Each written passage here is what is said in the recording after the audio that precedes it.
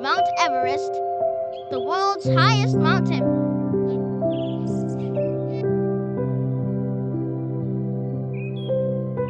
Hundreds of climbers, both professional and amateur, successfully reach the top.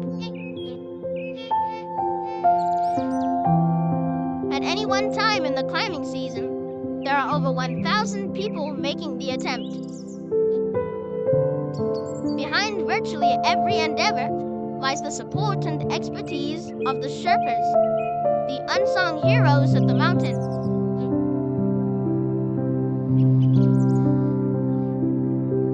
They guide, carry the equipment, prepare the routes, and rescue climbers who get into difficulty. Every day, risking their own lives so that others can claim the glory. What was out them? Only the hardiest and most skilled mountaineers would succeed. This is their story.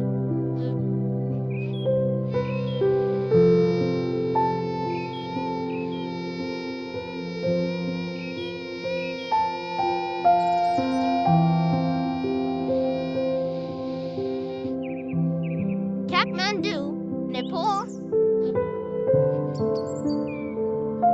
Its chaotic streets couldn't be more different to the tranquil Sherpa villages high in the mountains. It is the home of Nima, who hopes to give his children a better future in this overcrowded city.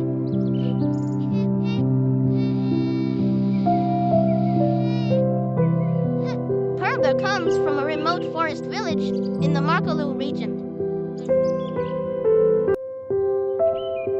Lukla, the hub of Himalayan tourism, is the home of Nima Tenji.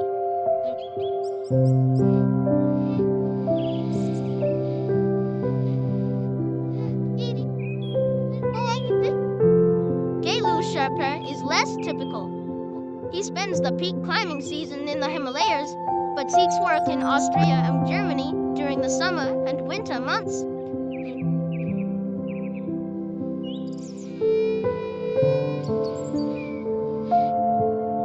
It's spring, 2011.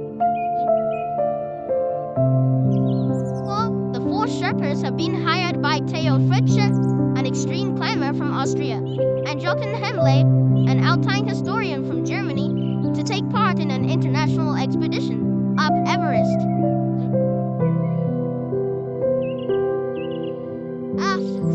To prepare for the ascent of Everest, the team sets out through the villages of Nepal's Solakhumbu district. Everything must be carried on foot.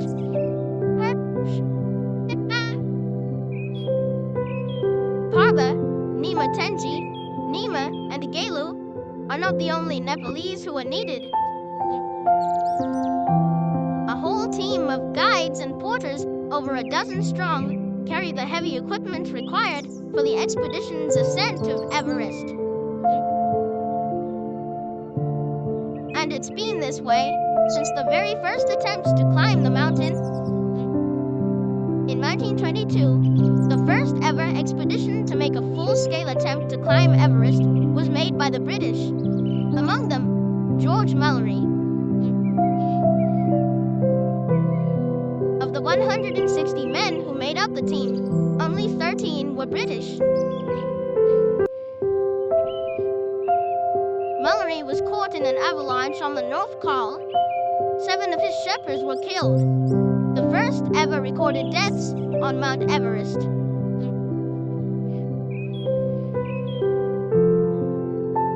Later, the team tried again.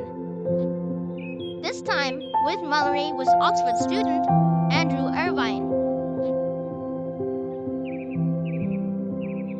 On June the 6th, Mallory and Irvine set off with 5 Sherpas. The Sherpas all returned safely, but Mallory and Irvine vanished. Whether they reached the top 29 years before Hillary and Norgay has been the subject of heated debate ever since.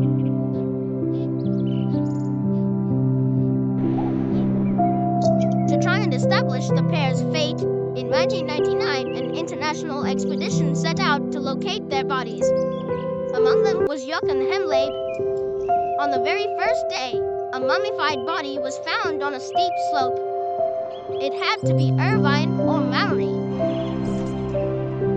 A clothes tag wrote certainty. Here, Rick, this is George Mallory. Really? George? Oh my god! Yeah, George Mallory. Oh my god! The search continued, but the team were unable to locate Irvine's body. In 2010, another expedition launched the search for Andrew Irvine. It was led by Theo Fritsch, a highly experienced mountaineer who has climbed 5 of the 14 8,000-meter peaks. And once again, alpine historian Jochen Hemleb. Vieles in der Meinung, many believe that Mallory and Irvine were unable to overcome the most difficult part of their route, the so-called second step, and a 40-meter face at 8,600 meters des Klettern. Dazu muss man aber sagen. However, our expedition member Theo Fritsch climbed that passage solo without rope in 2001. Im Alleingang ohne Seilsicherung überklettert. He thinks that this must have also been possible for Mallory and Irvine, dass Mallory und Irvine das auch geschafft haben können. Fritsch wanted to establish whether Mallory and Irvine could have reached the summit with only the equipment that was available at the time. So I told him it's been in middelbare Kleidung to Everest. In 2001, I approached Everest in simple clothing jacket with just an emergency down jacket in my pack and no additional oxygen. Ohne zusätzliche Sauerstofffähige wollte ich versuchen, I wanted to climb the mountain with fair means to besteigen. From what I know today, Mallory or Irvine, at least one of them, may have been on the summit. Zumindest einer von diesen auf dem Gipfel gewesen sein kann.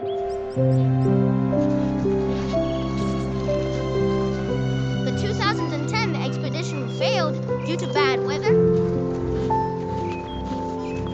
Now, just 1 year later, Theo Fritsch and Jochen Hemleb are taking another shot.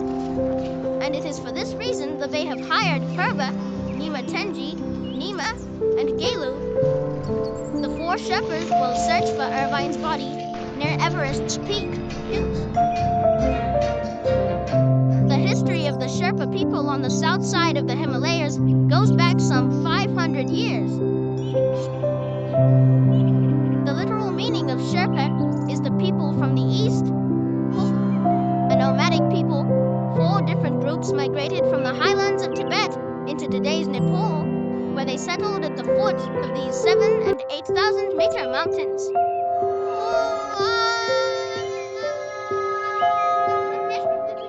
The precise reason for the Sherpas' migration is unclear, but according to oral tradition, they set out in search of the mythical Shangri-La.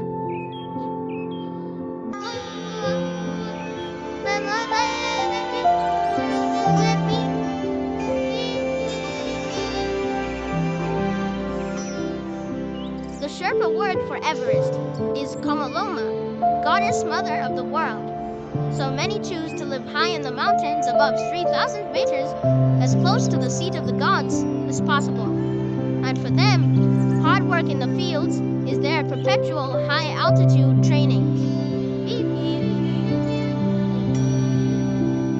Sherpas breathe more efficiently at high altitude. Their pulmonary blood pressure rises less than that of other climbers. Scientific studies have found that Sherpas have at least 10 genes specifically adapted to high-altitude living. At 4,000 meters, the reduced air pressure provides 40% less oxygen than at sea level. This can lead to an accumulation of fluid in the lungs, which results in high-altitude sickness and death. But the Sherpa's genetic structure reduces these effects at high altitudes. This makes them invaluable for any attempt on Everest.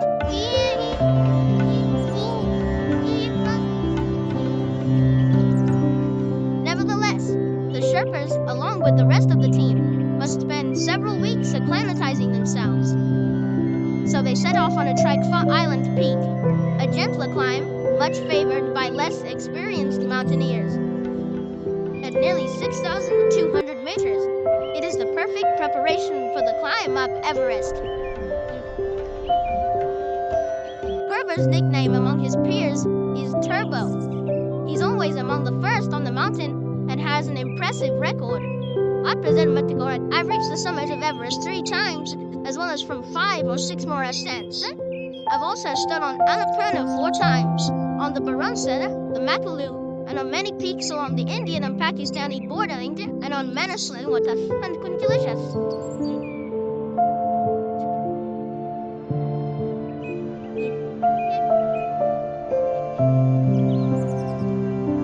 A few days later, and the acclimatization is almost complete. Wow! Yeah, baby!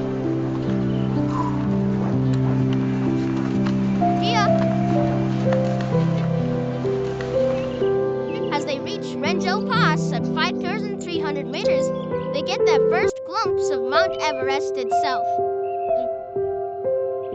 Now the Sherpas will come into their own. The ein aspect is the sheer Leistungsfähigkeit. One aspect is the Sherpas' sheer hardiness. Wie leistungsstark sie sind. We've already seen what great achievers they are, how able they are to push to great heights in a short time.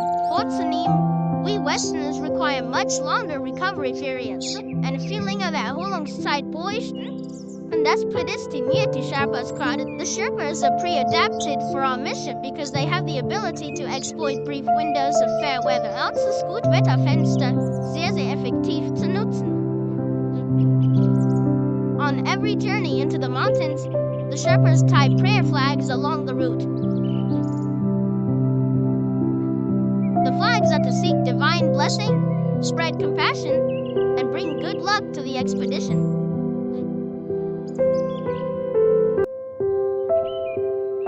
Tenzing Norgay compared Everest to a mother hen. For Sherpas, climbing Everest has nothing to do with personal glory. It's more an expression of their religious beliefs. To reach the summit of the mountain is merely a way to draw closer to the 5 Buddhas represented by the prayer flags. In Buddhism, the path to enlightenment requires complete compassion and selflessness.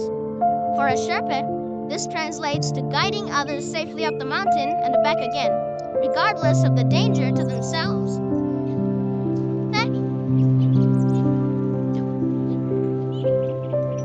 Of the more than 200 people who have died climbing Everest, a third have been Sherpas.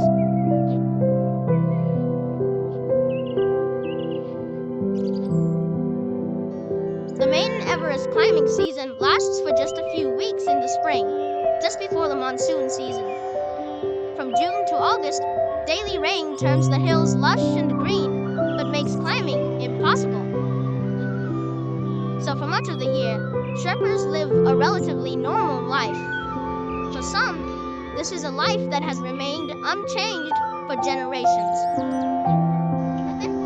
As the spring season ends, Perber goes home, together with his friend Uberats, anxious to see his family before his next job begins. Both men have families in a tiny village in the Makalu region, a conservation area to the east of Mount Everest. But getting there is a 4-day walk, and it's only for the first few kilometers that the pair can hope to hitch a ride.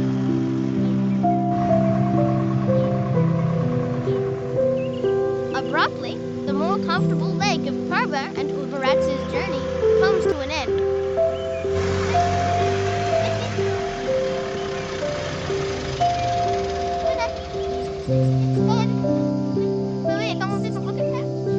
Now they must continue their journey on foot.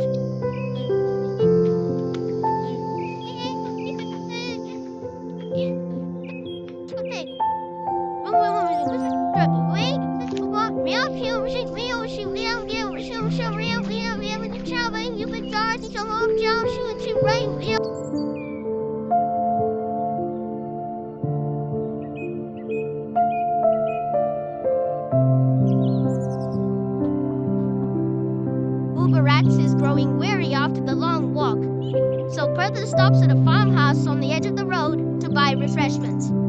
A cucumber? A clothing? Spots in there that enough for my own and if Nepal listeners, I think I've been afraid to crash to one of it as it's Sunny back,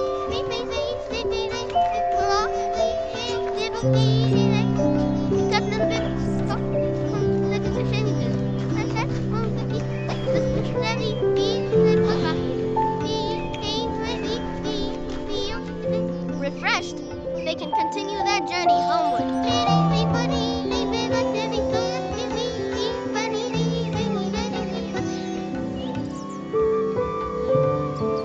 Hour after hour, Perver and Uberrats continue their journey up the foothills of the mountain.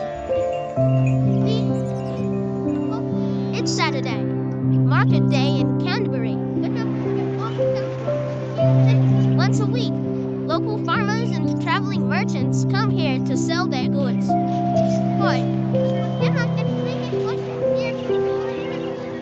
Rice flakes, various types of vegetable and potatoes are all on offer. Even piglets in handy baskets.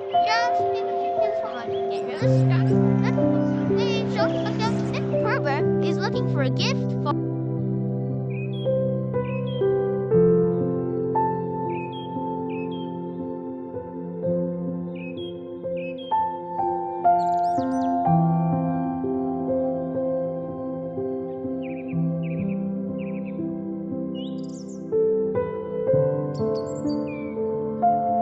evening.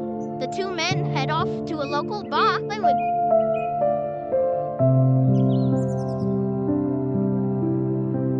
Tongba, a local beer. It's made by fermenting millet, which is left to stand for 6 months. Boiling water is added, and the mixture drunk through a straw until all the alcohol has gone.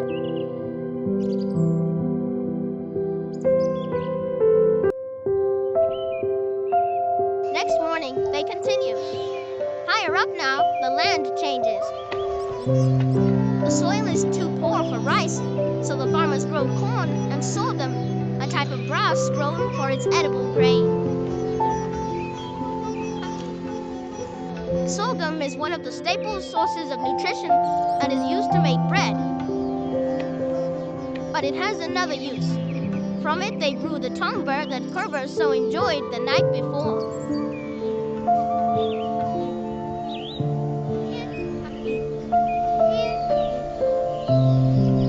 It's the monsoon season. Almost every day, the sky darkens around noon. If it doesn't rain, it gets foggy. Mothers take advantage of the shade. In the summer, temperatures can reach 30 degrees, so as the sun goes in, they bring out their babies.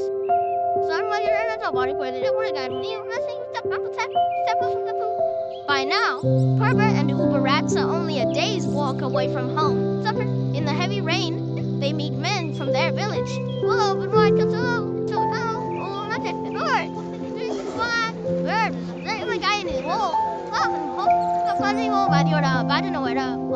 The villagers bring bad news. The heavy rains on the mountains have caused the river, which Perver and Uberrats must cross to get home, to flood.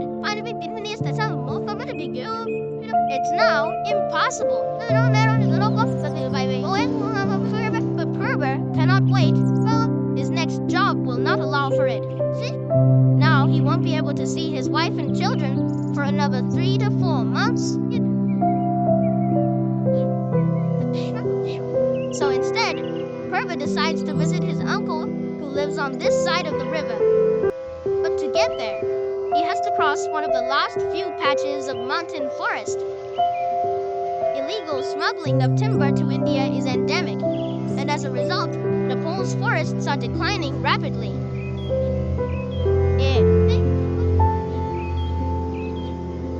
Even so, the remaining forest has its own brand of dangers, even for a Sherpa.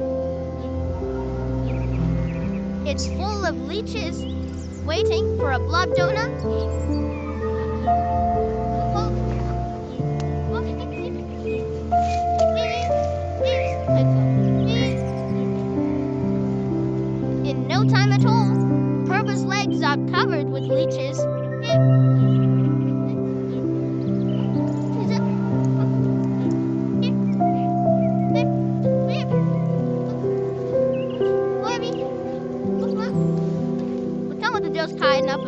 Uncle with a fern frond, he tries to stop the bleeding, then quickly moves on.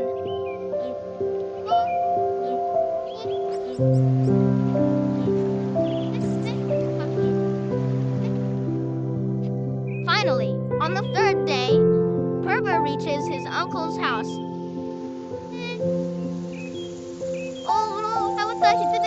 It's time to say goodbye to Uber Rats, who will wait by the river until the waters recede.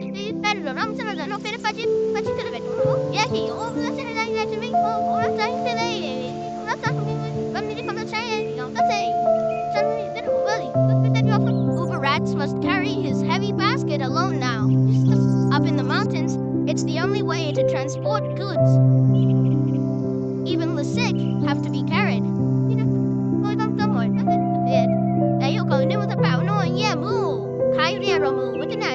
In the tiny kitchen, Perber's cousin is preparing lunch. While she bakes chapati, a flatbread, Perber recounts his experiences up the mountains.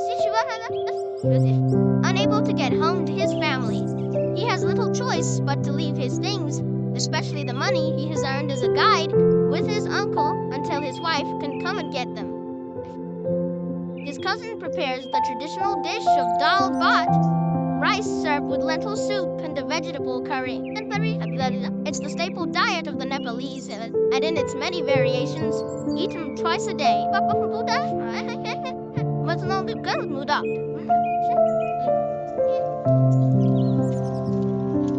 As part of their final preparations and acclimatization for the ascent of Everest, the expedition first climbs Island Peak, so named in 1951 by the British mountaineer Eric Shipton. Although the peak is at 6,000 meters, it's a relatively easy climb and a popular destination for trekkers, as well as an acclimatization exercise for more serious climbers. The ascent of Island Peak is basically just a hike up to High Camp, followed by a more difficult climb from there to the peak.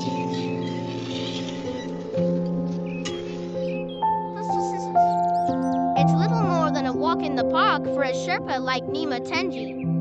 Everest presents a much tougher challenge, but as with all Sherpas, his client's safety is paramount, regardless of any risk to himself. I've been working in the expedition business for 8 years now. Since 2004, I've climbed Mount Everest 6 times from the Tibetan side and twice from the south. On Shisha Pangma, I was twice. In our work, it's important to not just get our clients to the top, but also safely back down. I hope we can do that again this time. That's all.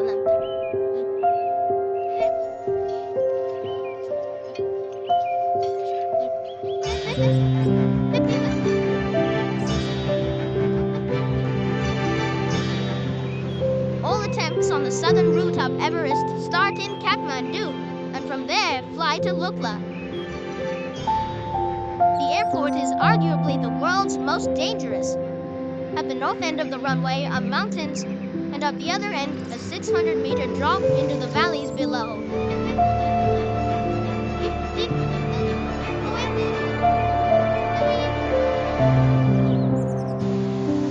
The pilot gets only one chance. Going around again is not an option. It is a busy airport. Not just tourists, but everything that's needed in the mountains is flown in. During the peak seasons in spring and autumn, more than 30 planes a day use the runway.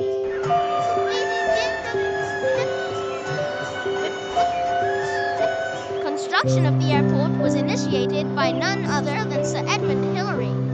But inevitably, it was the Sherpas who built it, by hand.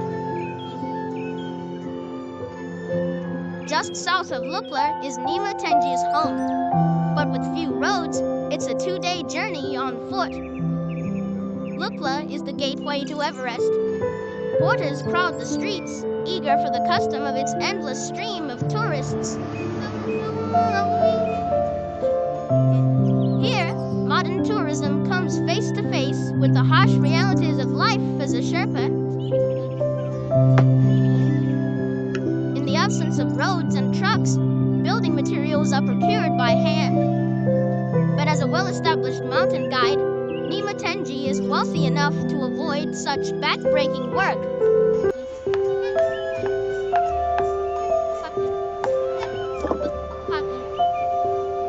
Few Sherpas are so lucky. They make their living by supplying stones for road and house building. Nima Tenji continues his journey homeward. No roads, steep valley floors. Life is hard here. Young calves or yaks cannot be left outside to graze as they do in more gentle terrain, and it's usually the women who fetch fresh forage for the young animals. In Solokhumbu, as in Perver's home in Makalu, every square foot of soil is used to grow food. Here it is potatoes and cabbage, practically the only crops that survive at this altitude.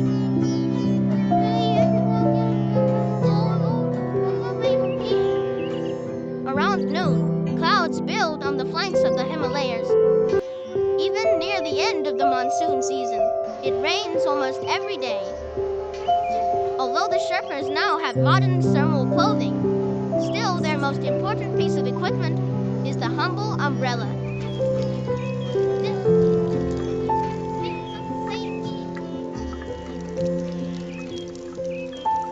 In July, the average rainfall is 280 centimeters, twice as much as Britain's wettest ever June on record.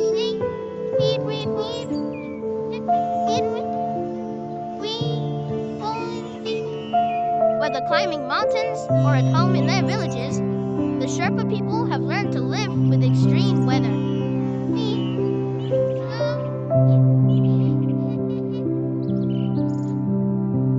Late afternoon, and Nima Tenji finally arrives home. It's still pouring with rain. To greet their father, his two children have stayed home from school. It's the first time they've seen him for months. Despite his relative wealth as a guide, nevertheless, Nima is still building this small home with his own bare hands. Once inside, the children wait impatiently to see what Daddy has brought them. Like children the world over, they love sweets. But today they have a gift of much greater value.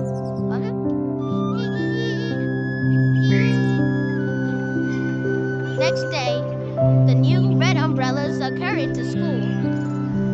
It's a long journey, especially for one so young. The children have to walk downhill for 2 hours. But the way home takes half an hour longer, making their daily commute a 4.5-hour round trip.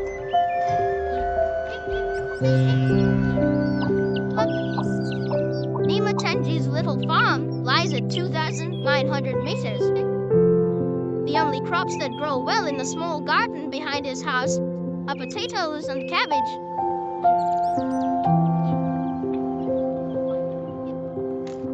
During the few months Nima Tenji spends at home, he helps his wife, Futi.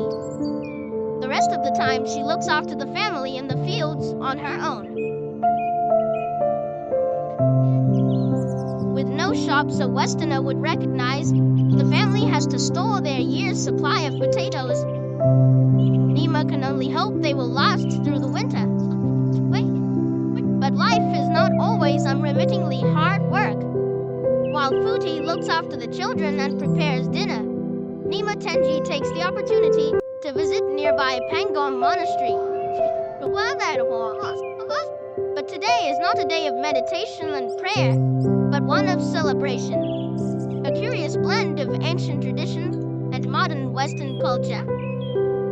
First, the Sherpani perform their traditional dance.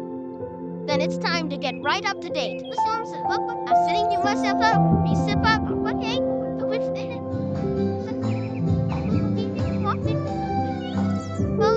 A mobile phone serves as a jukebox.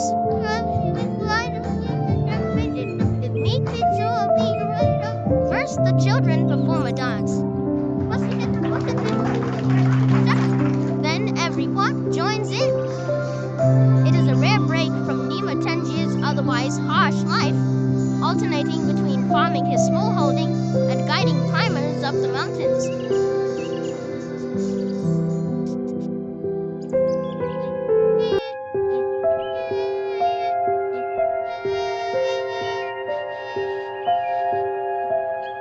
The expedition has reached North Base Camp in Tibet.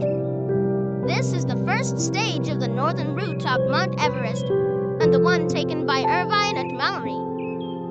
Vehicle access is possible here, unlike South Base Camp. Supplies are brought in by truck, then transferred to yaks for the onward journey up the mountain. The third Sherpa, Nima, supervises the loading of the yaks for the next leg of the climb. It will take them to the base of the North Col at 6,400 meters.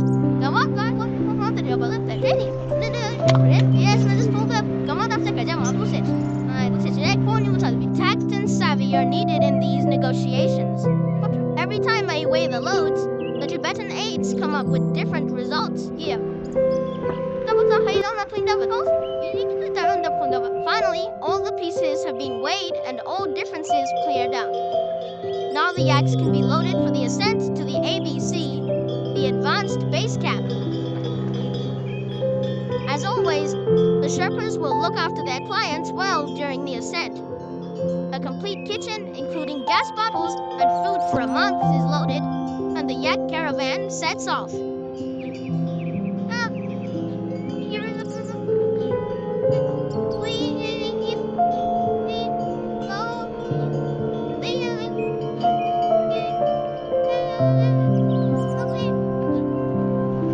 Past the Seracs, impressive ice formations, they climb from 5,300 to 6,400 meters.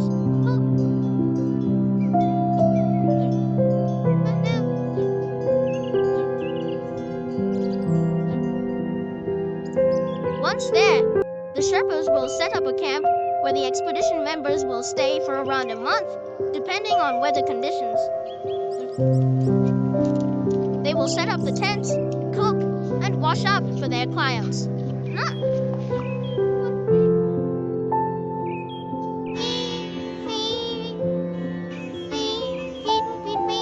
It's not just on the mountain that Sherpas provide critical support. To survive in such extreme conditions, months of preparation are needed. So between expeditions, Nima and a colleague carry out equipment maintenance. Cooking gear and ropes are checked. The most critical equipment is the oxygen masks. If one of them should fail, in the worst case, it could result in the death of a client. A Sherpa's reputation is crucial. When tourists climb Mount Everest, we accompany them. They come as clients, but they soon turn into friends we care for. We make sure the path is safe, and we look after the tents, the food, and most importantly, the oxygen bottles. When clients don't make it to the peak, we bring them back safely. They often come again in the hope of a successful second try, and even this word gets around. When more clients come, we have a secure income.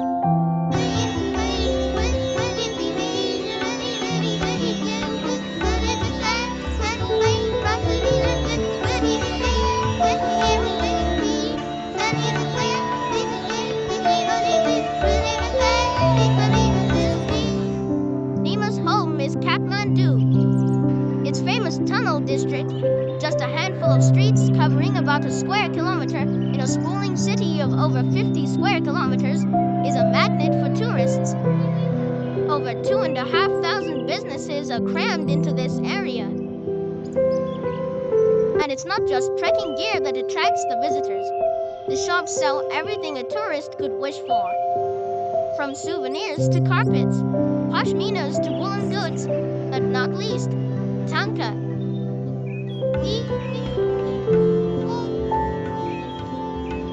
These intricate religious paintings depict Buddhist deities and are used both as teaching aids and as the center of rituals, which through meditation can bring a devotee further down the path to enlightenment.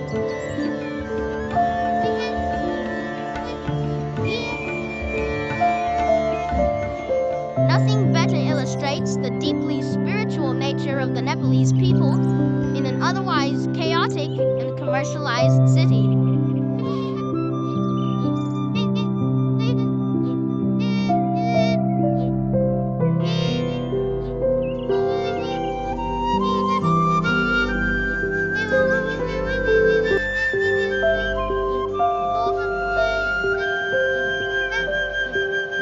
When the summer morning sun casts a golden glow over the city, it is the temples that are the first to come to life.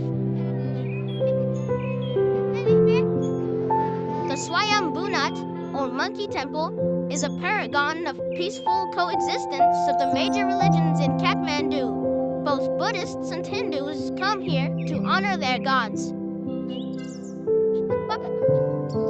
Nima's return home is timely. His wife Doma is pregnant, and the new baby is due any day now. So he prepares breakfast for their little son. It's an easy task compared to cooking halfway up a mountain.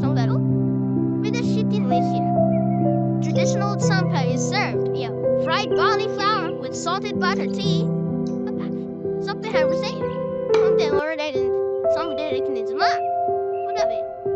After breakfast, it's time for Nima's son to go to school.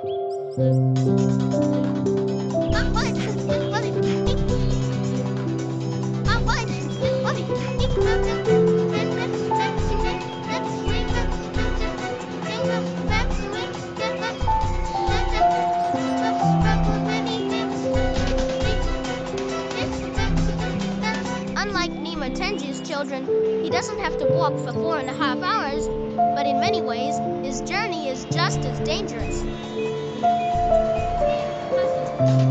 The roads in Kathmandu are full of hazards. In the morning and evening rush hours, the city's crossroads are a nightmare. Getting around Kathmandu is no easy task either. Apart from riding a motorbike, the fastest way to get around the city is the tempo. These three-wheeled vehicles are found across Asia. Their exhausts choke entire cities.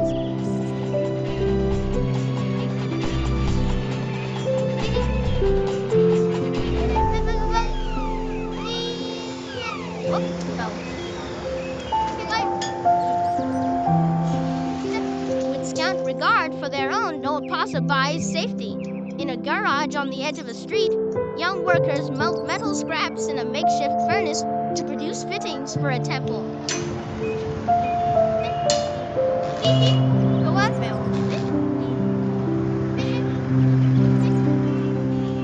Hygiene doesn't feature too strongly either. Next door, salted wild boar meat is for sale.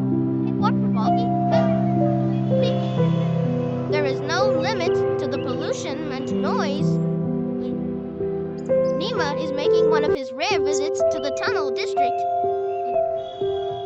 It is here that he will find the greatest choice of pashminas, traditional Kashmir shawls. After his long months away, he is looking for a gift for his wife. Mission accomplished. In the afternoon, he leaves the hectic city behind him and withdraws to the Pulahari monastery. Away from the hustle and bustle of the city, he seeks Buddha's blessing for the imminent birth of his child. He lights butter lamps and incense sticks, but he knows Buddha's blessing is not so easily attained. It is only through good deeds, compassion, and self-sacrifice that his wish may be granted. It is a principle all Sherpas bring to the task of guiding on the mountains.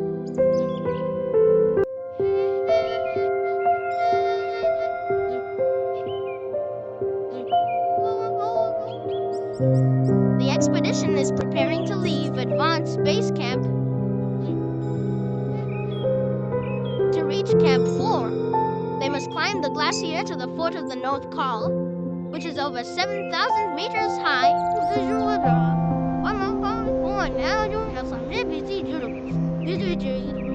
Before they set out, a llama recites prayers for protection, wishing good to all men and averting harm to the expedition members.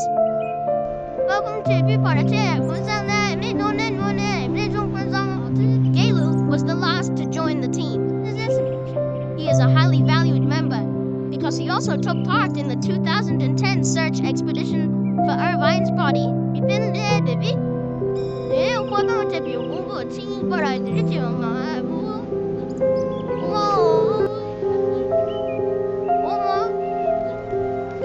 Figures made of tea, butter-lard, are placed among the rocks that bear an image of Buddha.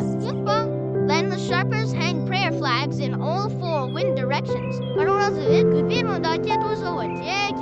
handful of samper completes the ceremony.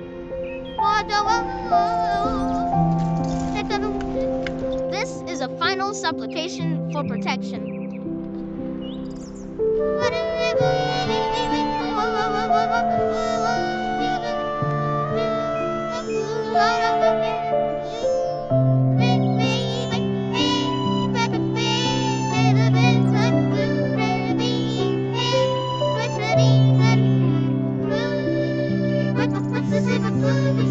When the tourist season is over, not all Sherpas return to their homes.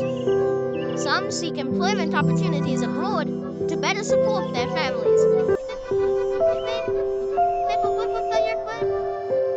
Galu is one of some 100 Sherpas who spend the summer in Austria. For 6 years, he has worked in the Alps near Salzburg in the kitchens of the Schmidt-Zavirov Lodge 3 or 4 times a week. But perhaps it's not too far from his roots. The lodge lies at 2,000 meters in the middle of a 10,000-kilometer walk that extends all the way across Europe. Sherpas like to work in the mountains, no doubt. For many, that's their only choice. Once a Sherpa has worked in the trekking business, he never wants to work inside a building again. Most Sherpas work as mountain guides until they are 55. Then they switch to office work, which gives them more time for their families. The point is to be happy with whatever you were doing.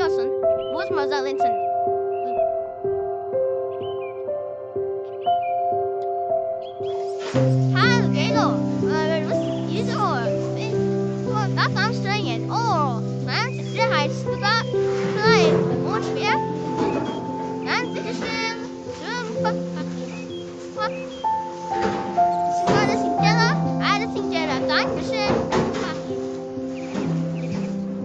Galu may be happiest outdoors and up in the mountains, but working in the lodger's kitchens has its benefits.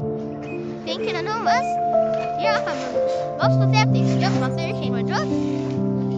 Apart from the income it brings during Everest's off-season for guiding, the skills Galu has learned stand him in good stead when it is time to return home.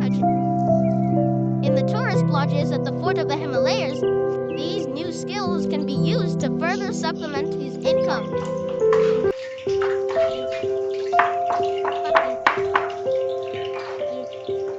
After years of practice, Galu has become a good cook, and he has perfected his German.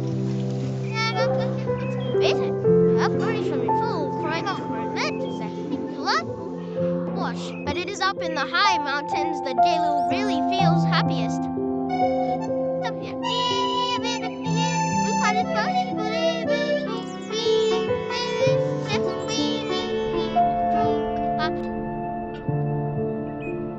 The team that will search for the body of Andrew Irvine is snowed in at the advanced base camp at 6,400 meters. Although the sun is out now, there has been fresh snowfall every day, preventing an ascent to the search area. The climbers try to pass the time by planning the next stage of the expedition. Their thoughts center around the question of which route Irvine might have chosen. They hint Hintergrund unserer Suchstrategie nach Irvins Leiche. Our search strategy is based on the fact that Irvine's body has been seen once with certainty einmal, but possibly 3 times bereits aber auf dreimal gesichtet wurde. The most credible report, in my opinion, is that of a Chinese climber, Chu Qingjin, who in 1960 saw a body near the ridge which can only have been Irvine's, bei dem es sich nur um Irvine handelt. Since at that time, then Mallory and Irvine were the only ones missing in that area. In dieser verschollen.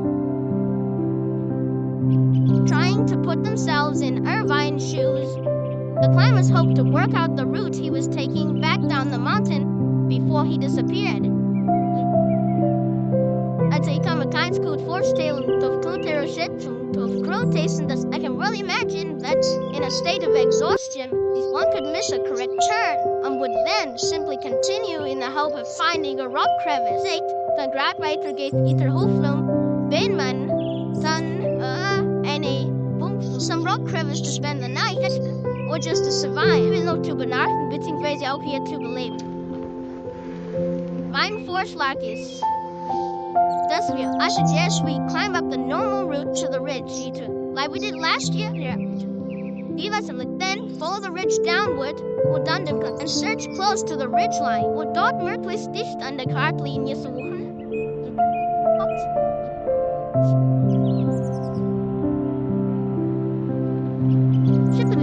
It's not just the snow that is holding back the team.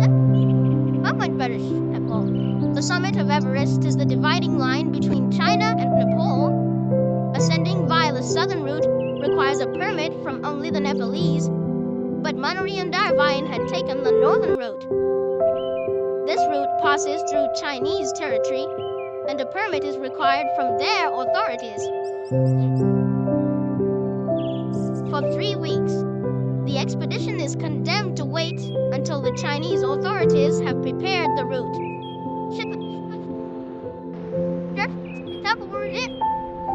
At long last, the wait ends. The weather clears, and the Sherpas can start for the North Col at 7,100 meters. Once there, they will set up camp with everything they need for the search.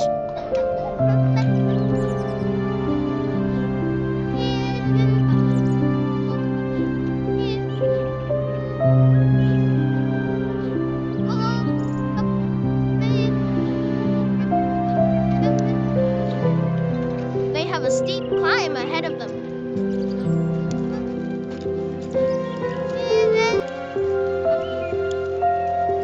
But in spite of the altitude, the Sherpas move incredibly fast.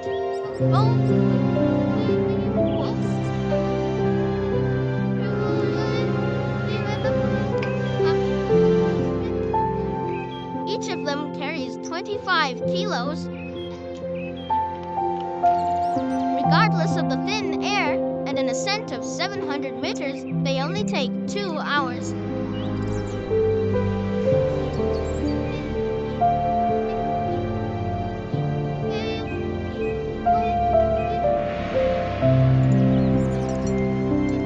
On arrival on the North Col, there's no time to rest. At this height, the weather can change instantly. The Sherpas have to prepare the campsite without delay. Around 7,000 meters, the camp is in a zone where it can be hit by jet streams. Although the sun is still shining, the first gusts of wind are making their work difficult.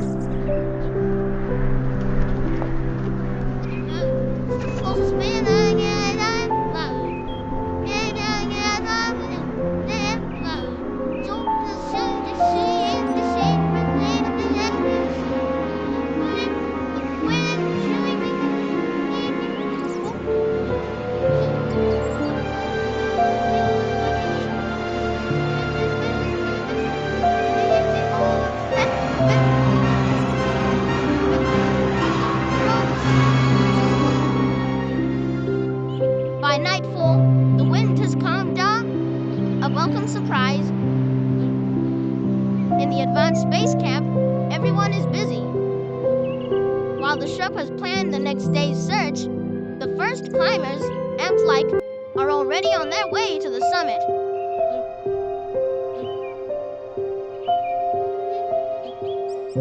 The new morning brings bright weather, but Charlie Gobble, the Austrian meteorologist, has warned the climbers of strong winds over the next few days.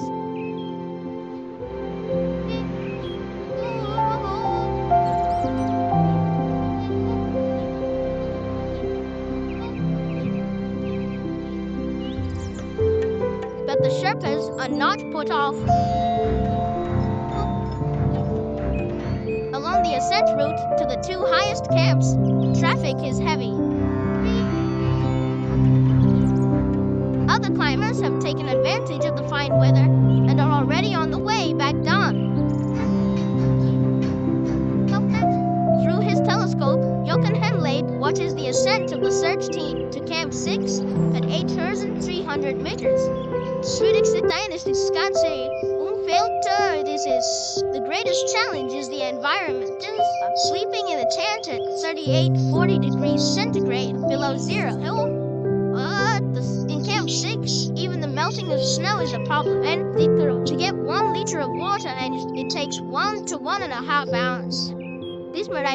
Putting on a pair of expedition shoes can take more than an hour to any student, and then you still have to strap on the crampons. For most people, this is difficult to imagine. Hoe deze bij die circuiten is die voor velen onvoorstelbaar. Kelo, voor Theo Pieter comment. Kelo, Pieter comment. Theo is trying to contact Galu. Then went in, but it soon becomes clear that the Sherpas have started a day too late. Piercing gusts and the biting cold force them back into their tents. Communication is all but impossible.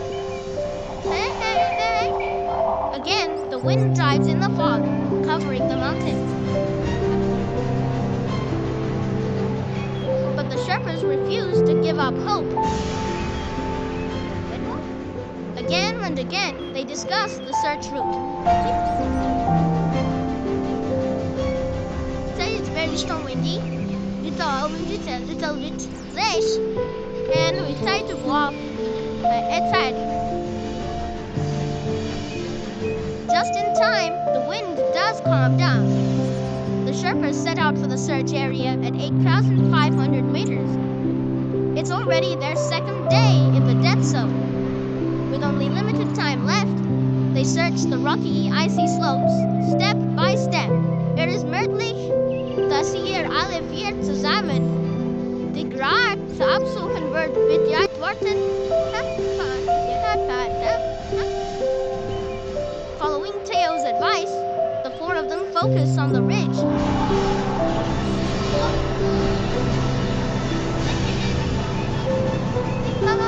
It's steep here. Oxygen masks and snow gobbles limit visibility.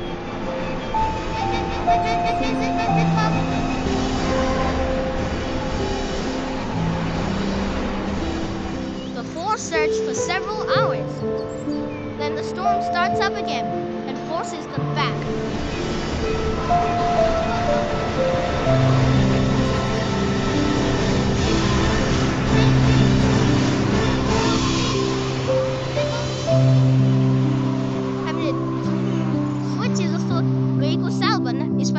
The search this year was better and more precise than last year. What you are listening? We were like a family, and the teamwork was really special. But we have not found Irvine, but we have gained experience.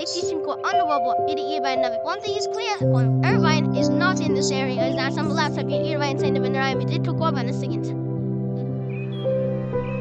The Sherpas have done their best.